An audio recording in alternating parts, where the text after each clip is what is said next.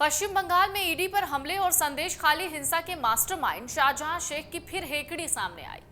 Police ने जब शाहजहां शेख को कोर्ट में पेश किया तो जो वीडियो सामने आया वो तो देखकर भी नहीं लग रहा था कि शाहजहां शेख को अपने किए गए किसी भी काम का पछतावा हो। उसका दबंग अंदाज देखने को उस वक्त मिला जब उसकी तस्वीरें वायरल हुई। संगीन आरोपों के बाद भी शाहजहां शेख के चेहरे पर शिकन नहीं थी, तो वहीं पुलिस की हिरासत में वो बेखौफ तरीके से चलता दिखा। टीएमसी नेता शाहजहां शेख के ऊपर ईडी अफसरों पर हमले के साथ राशन घोटाले में लिप्त होने के आरोप हैं। आरोप कई सारे हैं। इसके साथ ही शाहजहां शेख और उसके करीबी गुर्गों पर ही संदेश खाली की महिलाओं ने यौन उत्पीड़न के आरोप लगाए थे। कोर्ट ने शाहजहां शेख को 10 दिनों की पुलिस रिमांड पर भेजा। दूसरी ओर शाहजहां शेख के अरेस्ट होने पर संदेश खाली में महिलाओं ने खुशियां जाहिर की हैं। शाहजहां शेख की अगर बात करें तो अकूत संपत्ति का मालिक है ये आदमी। तो चलिए अब आगे हम आपको बताते हैं शाहजहां शेख की तमाम बातें कि आखिरकार शाहजहां शेख के पास कितनी संपत्ति है। आखिरकार वो बंगाल आकर यानी बांग्लादेश से जब वो बंगाल आया तो किस तरीके से उसने अपने आप को वहां पर खड़ा किया, वहां पर शाहजहां शेख ने कैसे अपना साम्राज्य बनाया। दरअसल शाहजहां शेख बांग्लादेश से बंगाल आया, यहाँ अपना साम्राज्य खड़ा करने की कहानी जो है वो दिलचस्प है। स्थानीय सूत्र कहते हैं कि शाहजहां शेख सालों पहले बांग्लादेश से भागा पश्चिम बंगाल आया। 4 भाई बहनों में से सबसे बड़े शाहजहां का आज भी वहां घर है। उत्तर 24 परगना का संदेश खाली इलाका बांग्लादेश की सीमा से सटा हुआ है, इसलिए वहां रहकर जीवन यापन करने लगा। शुरुआत में उसने यहाँ खेतों और ईंट भट्ठा पर मजदूरी की। इसके अलावा शाहजहां ने नाव और सवारी गाड़ी भी चलाई। यह सिलसिला कुछ सालों तक चला। उस समय पश्चिम बंगाल की राजनीति में मार्क्सवादी कम्युनिस्ट पार्टी शीर्ष पर थी। स्थानीय लोग कहते हैं साल 2002 में शाहजहां ने ईंट भट्टा के मजदूरों की यूनियन बनाई और नेता बन गया। यूनियन के नेता होने से इलाके में वो एक्टिव भी हो गया, लोग उसे जानने लग गए और वो माकपा के करीब आ गया। साल 2004 में शाहजहां ने राजनीति में एंट्री ली, माकपा में शामिल हो गया। कहते हैं सत्ता का जो संरक्षण मिला उसके बाद से ही शाहजहां के सींग उगाए। शाहजहां ने स्थानीय लोगों के खेतों और जमीनों पर कब्जा करना शुरू कर दिया।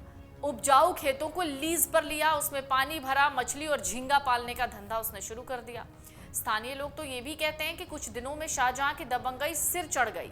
जो किसान उसे लीज पर खेत देने से मना करते उसके साथ वो मारपीट करता। वक्त के साथ उसने पहले किसानों को लीज की रकम देना बंद किया, फिर खेतों पर ही कब्जा जमा लिया। साल 2011 में बंगाल में टीएमसी की सरकार बनी तो शाहजहां ने भी राजनीतिक पाला बदल लिया। 12 में यानी साल 2012 में वो टीएमसी से जुड़ गया, लेकिन उसके कारनामे, उसकी गुंडई, उसका अत्याचार, ये रवैया नहीं बदला। ये सिलसिला वही चलता रहा जो सालों पहले उसने शुरू किया था। जैसे ही वो अपने मुताबिक चलाता रहा, लोग नहीं मानते तो लोगों की पिटाई शुरू करता। टीएमसी के दिग्गज नेताओं से शाहजहां की नजदीकियां बढ़ी। उत्तर 24 परगना के बड़े नेता ज्योति प्रिय मलिक के करीबियों में वो गिना जाने लगा। वर्तमान में वो संदेश खाली टीएमसी इकाई का अध्यक्ष है। टीएमसी में उसका राजनीतिक कद और बढ़ा जब उसने पिछले साल जिला परिषद की सीट हासिल की।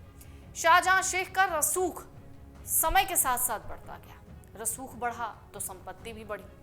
एक खबर कहती है उसके पास 17 कारें हैं, 43 बीघा जमीन, करीब 2 करोड़ के जेवर, करीब 2 करोड़ का बैंक बैलेंस। लोग तो ये भी कहते हैं कि ये रकम बहुत कम है। शाहजहां के पास इससे ज्यादा पैसा और इससे बड़ी संपत्ति है।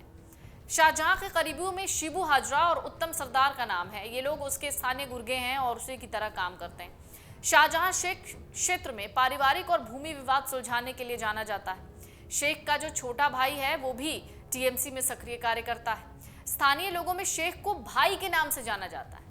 लोकसभा चुनाव के बाद संदेश खाली में बीजेपी और टीएमसी कार्यकर्ताओं के बीच हिंसक झड़पें हुई। दोनों पक्षों से कई लोगों की जानें गई।